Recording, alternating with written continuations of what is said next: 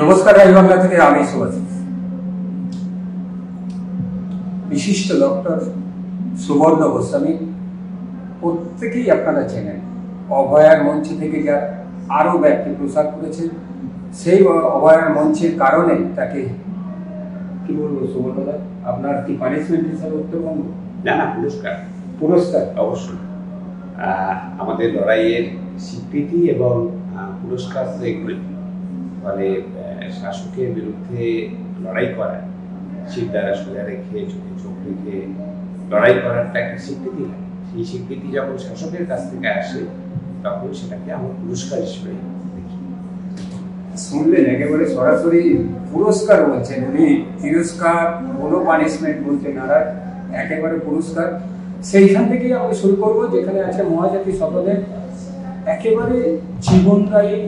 আমরা একদিকে যেমন ডাক্তার থাকেন, অন্যদিকে থাকে ওষুধ। এই দুটোর সংস্পর্শে আমরা বেঁচে থাকি।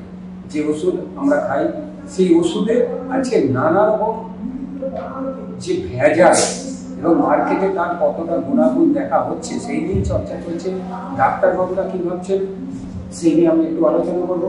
কারণ বাজারে এসছে আর একটা ওষুধ, যেটা আমরা জেনেরিক বলে জানছি। এই জেনেরিক ওষুধ আমাদের পক্ষে কতটা, আমাদের স্বাস্থ্যের পক্ষে কতটা ঠিক, সেটাও আমরা জানার চেষ্টা করব।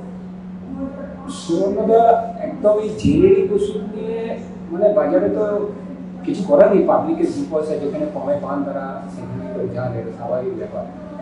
এই জেনেরিক ওষুধ একদিকে আপনাদের সংস্থার পক্ষ থেকে বলা হচ্ছে একেবারে সেই ইঞ্জিনটা মাঠে ছেড়ে দেওয়া হয়েছে, যার রেল লাইনটাই তৈরি হয়। দেখুন, জেনেরিক ওষুধ পৃথিবীর অনেক দেশেই। জেনেরিক ওষুধটা কি আসলে একটা ওষুধ যখন তৈরি হয়, নতুন ওষুধ এলো বাজারে, যে যারা বানানো তৈরি আবিষ্কার করলো সেটাকে ল্যাবরেটরিতে গবেষণা করে তারা একটা পেটেন্ট দিয়ে রাখে। সেটাকে পেটেন্টেড ওষুধ বা তারা একটা নাম দেয়, সেটাকে ব্র্যান্ডেড নাম ওষুধ বলা হয়।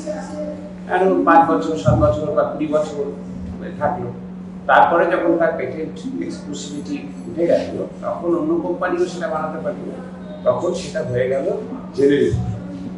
এখন এই জেনেরিক ওষুধ দেখা যায় যে যদি 3টে 4টে 5টা কোম্পানি এই জেনেরিক ওষুধ বানায়, তাহলে মার্কেটে একটা কম্পিটিশন, প্রতিযোগিতা তৈরি হয় দাম কমানোর। সেক্ষেত্রে দাম ব্র্যান্ডেড যে মেডিসিন, অরিজিনাল ব্র্যান্ড যারা বানিয়েছিল, যাদের পেটেন্ট ছিল, তারাও দাম কমিয়ে দিতে বাধ্য হয়। আর জেনেরিক ওষুধ যারা তৈরি করছে তাদের মধ্যে কম্পিটিশন থাকে মার্কেট ধরার, ফলে দাম কমানো হয়।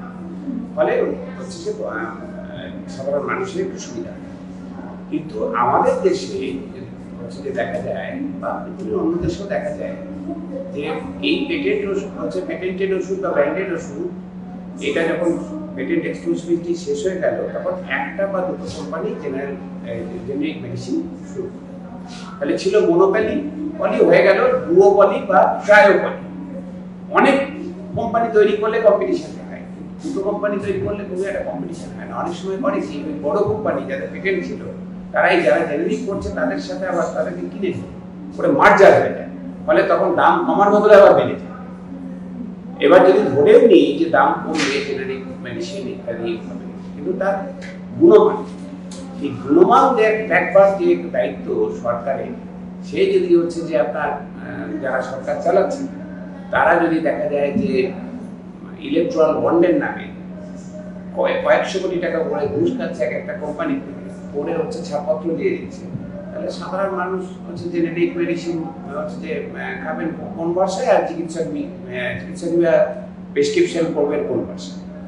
ফলে এটা হচ্ছে যে ব্র্যান্ডেড মেডিসিন বলুন বা জেনেরিক মেডিসিন বলুন, সাধারণ মানুষের কাছে এটা হচ্ছে সবই প্রায় সমান। আর চিকিৎসকদের কাছে কিছু করার থাকে না, যে চিকিৎসককে কিছুটা ভরসা করতেই হয় যে কোম্পানি তারা তাদের একটা ইন্টারনাল কোয়ালিটি অ্যাসিউরেন্সের ব্যাপার আছে, তারা জানেন। সেই ব্র্যান্ডেড কোম্পানি কিছুটা চোখ বন্ধ করে বসে তারা লেখেন যে বাকিটা সরকার নিশ্চয়ই দেখবে, এদের ওষুধ যদি খারাপ হয় তাহলে সরকার রিপোর্ট আসবে। আমাদের সিডিএসসিও আছে, তারা যে রিপোর্ট দেবে নন স্ট্যান্ডার্ড কোয়ালিটি বা ইত্যাদি দিলে, তখন হচ্ছে যে ডাক্তারবাবুরা সেই ওষুধটা পরিবর্তে যে ওষুধ স্ট্যান্ডার্ড ওষুধ আছে তাই সেটা লেখেন। জেনেরিক ওষুধ যে হচ্ছে ডাক্তারবাবু লিখবেন, তার হচ্ছে যে প্রথম কথা, জেনেরিক ওষুধের গুণমান সম্পর্কে ডাক্তারবাবুকে জানানো কিছু হয় না। সরকার যে জানাবে, ব্র্যান্ডেড ওষুধে তো তাও মেডিকেল রিপ্রেজেন্টেটিভ আছে, তিনি গিয়ে জানাচ্ছেন, জেনারেল ওষুধে তো জানাচ্ছেন না। দ্বিতীয় কথা ধরুন একই মেডিসিন, ধরুন প্যারাসিটামল জ্বর কমানোর ওষুধ 5টা-7টা রকমের জেনারিক নামে পাওয়া যায়। এখন যে মুহূর্তে ডাক্তারবাবু শুধু প্যারাসিটামল লিখে দিলেন, আমি ধরুন লিখলাম, রোগী গিয়ে যখন ওষুধের দোকানে যাবে তখন এবার ওষুধের দোকানদার ঠিক করবে কোন জেনারিক ওষুধটা তাকে দেবে। সে কিসের ভিত্তিতে ঠিক করবে? গুণমানের ভিত্তিতে নয়। সে দেখবে যে কোন কোম্পানি তাকে মার্জিন বেশি দিচ্ছে। এই যে মার্জিন, ট্রেড মার্জিন তাকে যে বেশি দিচ্ছে সেই কোম্পানিটি সেটা সেল করবে। তাহলে হচ্ছে যে ডাক্তারবাবুর কাছ থেকে ওষুধের চয়েসটা চলে গেল হচ্ছে যে ওষুধের দোকানদারের। ফলে এই জন্যই আমাদের যে সংগঠন ইন্ডিয়ান মেডিকেল অ্যাসোসিয়েশন তারা বলেছেন যে সরকার গাড়ি চালাতে, ইঞ্জিন চালাতে চাইছে রেলের ইঞ্জিন, আগে রেল লাইনটা পাঠান, অর্থাৎ আগে ইনফ্রাস্ট্রাকচারটা তৈরি করুক, গুণমান সঠিকভাবে ঠিক করুক, আমাদেরকে জানাক যে ইনফরমেশন অ্যাসিমিট্রি আছে, অর্থাৎ হচ্ছে যে তথ্যের যে আদান প্রদানের যে প্রয়োজন আছে, চিকিৎসককে জানানো হোক, রোগীকে জানানো হোক কোন ওষুধ কি গুণমান আছে, তার কে পরীক্ষা করেছে, কবে পরীক্ষা করেছে, একটা কোয়ালিটি মানে পাস করেছে কিনা, বলে সেখানে কোনো শাসক দলের ফান্ডে টাকা দিয়ে এসে পাস করেনি, এই তথ্যগুলো তাদের জানান। তারপরে তো চিকিৎসকরা সিদ্ধান্ত নিতে পারবেন যে পেশেন্টের পকেটের কথা ভেবে। যে চিকিৎসকরা কেউই চান না যে গরিব মানুষকে অনেক বেশি পয়সার, অধিকাংশ চিকিৎসকই চান না, তারা যাতে আউট অফ পকেট এক্সপেন্ডিচার কমে সেটাই চেষ্টা করেন। আমি গরিব মানুষের চিকিৎসা করবো, যদি মানুষ পুরো ওষুধটা কিনতেই না পারবে তাহলে আমরা চিকিৎসা করে লাভ কি? ফলে হচ্ছে যে আমরা কখনোই চাই না যে হচ্ছে সাধারণ মানুষ এমন পয়সায় তাকে ওষুধ লিখে দেবো যে তিনি কিনতেই পারবেন না। যেমন তার পকেটটা ভাবতে হয়, আবার এটাও ভাবতে হয় সব থেকে বড় কথা যে তার পকেটের উপকার করতে গিয়ে এমন ওষুধ তাকে লিখলাম যে ওষুধে আসলে প্যারাসিটামল থাকার কথা আছে চোখে, ফলে সেটা যাবে না। একটা, দুটো, তিনটে, চারটে প্যারাসিটামল খাচ্ছে আর জ্বর কমছে না, এটা হলে তো চিকিৎসক হিসেবে তার সম্পূর্ণ ব্যর্থ। আপনি পুরোটাই বলে দিলেন। আমি এই জায়গাটাই আসছিলাম যে আপনাদের ডাক্তারদের মধ্যে এইটাও তো এসেছে যে এই যে আজকে জেনারিক ওষুধের বা এই যে দোকানদার বেশি দামে বা কমিশন বেশি যেখানে পাবেন সেটা তিনি পুশ করবেন, এইরকম একটা কথা বাজারে এসেছিল। ডাক্তারবাবুরা তাদের পকেটের অংশ এদের এখানে চলে যাচ্ছে বলে দোকানদারের তারা এই জায়গাটায় মানে কম্প্রোমাইজ করতে নারাজ। এটা কি ঠিক?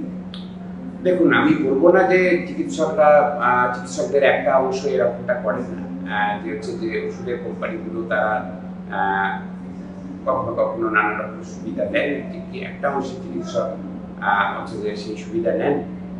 তবে আমার ধারণা যে এবং বিশ্বাস অধিকাংশ চিকিৎসকই সেটা করেন না। আমাদের মনে আছে 2018 সালের এপ্রিল মাসে লন্ডনে বসে আমাদের দেশের প্রধানমন্ত্রী লন্ডনে বসে অভিযোগ করলেন যে আমাদের দেশের চিকিৎসকরা হচ্ছে যে ওষুধ কোম্পানিদের থেকে এরকম হচ্ছে যে কমিশন নিতে দিলেন। আমাদের কিন্তু ন্যাশনাল মেডিকেল কমিশন, যে এখন হচ্ছে আগে মেডিকেল কাউন্সিল অফ ইন্ডিয়া ছিল, সেখানে কিন্তু যদি ওষুধ কোম্পানি থেকে অনৈতিকভাবে সুবিধা নেবার হচ্ছে যে বিষয় থাকে সেখানে শাস্তির বিধান আছে। কিন্তু সারা দেশের মানুষ চাইছেন যে যারা এই ধরনের উপঢৌকন দিয়ে নিজেদের ওষুধ প্রমোশন করতে চাইছেন, সেল করতে চাইছেন, যে কোম্পানি, মাল্টিনেশনাল কোম্পানি হতে পারে, দেশীয় কোম্পানি হতে পারে, স্থানীয় কোনো কোম্পানি হতে পারে, তাদের বিরুদ্ধে সরকার ব্যবস্থা নিয়ে সেরকম কোনো আইন কিন্তু প্রধানমন্ত্রী আমাদের সংসদে আনছেন না, একটাও নেই। এবং যা দেশের যেটুকু আইন আছে, ড্রাগ অ্যান্ড কসমেটিক্স অ্যাক্ট 1954 সালে যে আইন আছে এবং তাকে ভিত্তি করে সুপ্রিম কোর্টের 95 সালে একটা 5 সদস্যের সাংবিধানিক বেঞ্চের রায় আছে, সেই রায়ে কিছুটা হলেও শাস্তি দেওয়া যায় এই ধরনের যারা ঘুষ টুস দিতে চায় এইসব কোম্পানিগুলি। একটা উদাহরণ দেখাতে পারবেন না যে প্রধানমন্ত্রী বা এই সরকার একটা কোম্পানির বিরুদ্ধে কোনো ব্যবস্থা নিয়েছে। তাহলে যদি সদিচ্ছা থাকে তাহলে ওই কোম্পানিগুলির বিরুদ্ধে ব্যবস্থা নিয়ে যাদের বিরুদ্ধে অভিযোগ আছে এরকম হচ্ছে যে ঘুষ দেওয়ার, চিকিৎসকরা কেউ যদি দোষী থাকে তাদের যদি হচ্ছে যে নিশ্চয়ই দেশে যে আইন আছে সেই মতো করে তাদেরও শাস্তি হবে, কিন্তু ওই কোম্পানিগুলোর বিরুদ্ধেও তো শাস্তি হওয়া দরকার। কিন্তু দেশের সরকার কি সে সদিচ্ছা দেখাচ্ছেন বলে আসলে প্রধানমন্ত্রী যেটা বলতে চেয়েছিলেন সেটা তো আমরা পরে বুঝলাম যে চিকিৎসকদেরকে যে একাংশকে তোমরা কমিশন দিচ্ছ শুধু কোম্পানিগুলো না দিয়ে তুমি আমার দলকে দাও ইলেকট্রাল বন্ডের নামে, যাতে আমি ভোট বৈতরণী পার করতে পারি, আর হচ্ছে যে তার ফলে তোমাদের যাবতীয় হেল্প করার ওষুধগুলো আমরা বাজারে চালিয়ে। মানে বন্ডের যে টাকা সেটা পার্টিতে যাচ্ছে এবং তার ফলস্বরূপ যে ফেল করছে, গুণগত মান যে ওষুধ ফেল করছে সেগুলো বাজারে আসছে। সাধারণ মানুষের হচ্ছে যে জীবনহানি ঘটছে ওষুধের পার্শ্ব প্রতিক্রিয়ায়, মানে কাজ করছে না শুধু তাই নয়, পার্শ্ব প্রতিক্রিয়াতে জীবনহানিও ঘটছে, মানুষ জানতেও পারছেন না। ফলে সাধারণ মানুষের জীবনের তোয়াক্কা করে না যে সরকার, সেই সরকারের প্রধানের মুখ হচ্ছে যে এই মুখে এই অভিযোগ বিদেশের মাটিতে বসে, এটা ভারতবর্ষের চিকিৎসক সমাজ কেউ ভালো হয় না। এর ফলস্বরূপ কি মেদিনীপুর জেলা হসপিটালে যে ওষুধের ঘটনা ঘটেছিল? দেখুন, মামনি রুইদাস যার কথা আপনি বলছেন, মেদিনীপুর মেডিকেল কলেজে জাল সালাই যা শরীরে গেল এবং উনি মারা গেলেন, সরকার যা দায় চাপালো চিকিৎসকদের উপরে, অথচ প্রস্তুতকারক সংস্থার উপরে কোনো ব্যবস্থা নেওয়া হলো না, তাদেরকে পেশাগ্রহ স্পর্শ করলো না। ড্রাগ কন্ট্রোল যাদের কোয়ালিটি দেওয়া কথা, সেই ডিপার্টমেন্টের কারোর পেশাগ্রহ স্পর্শ করলো না। অর্থাৎ সরকার বুঝিয়ে দিল যে এই দুর্নীতিটা হচ্ছে প্রাতিষ্ঠানিক দুর্নীতি, এর মধ্যে প্রতিষ্ঠান যুক্ত আছে। তার জন্য কর্ণাটক সরকার যেটা পারে যে হচ্ছে ভেজাল ওষুধ ধরা পড়লে তাকে ব্ল্যাকলিস্ট করতে পারে, কালো তালিকাভুক্ত করতে পারে, ড্রাগ কন্ট্রোলারকে সাসপেন্ড করতে পারে, আমার রাজ্যের সরকার তা পারে না। তার কারণ হচ্ছে যে এদের কি অন্য জায়গায় বাধা, ফলে হচ্ছে যে প্রাতিষ্ঠানিক দুর্নীতি। এই জন্য আমি বারবার বলছি যে আমাদের রাজ্যে ভেজাল ওষুধ, জাল ওষুধের যে চক্র, তা হচ্ছে শাসক ঘনিষ্ঠ দুর্বৃত্তেরা চালায়, অপরাধী চক্ররা চালায়। সেই জন্যই হচ্ছে যে তাদের ধরা পড়লে তার ভোগ করে কয়েকজন নিরপরাধ চিকিৎসকের উপর, শেষ পর্যন্ত যাদের সাসপেনশনটাও তুলে নিতে বাধ্য হয় সরকার তার জন্য। কিন্তু হচ্ছে যে প্রস্তুতকারী সংস্থা বা ট্র্যাক কন্ট্রোল যাদের কোয়ালিটি দেখার কথা, তাদের কিছু করতে পারে। আমরা কোন রাজ্যে কোন দেশে বাস করি? যে জীবনদায়ী ওষুধের জন্য আমরা বেঁচে থাকি, সেই জীবনদায়ী ওষুধ নিয়ে এত অভিযোগ, কোথায় যাব? সাধারণ মানুষ কোথায় যাবেন? আমরা তাকিয়ে তার ভবিষ্যতের দিকে। অসংখ্য অসংখ্য ধন্যবাদ আপনাকে।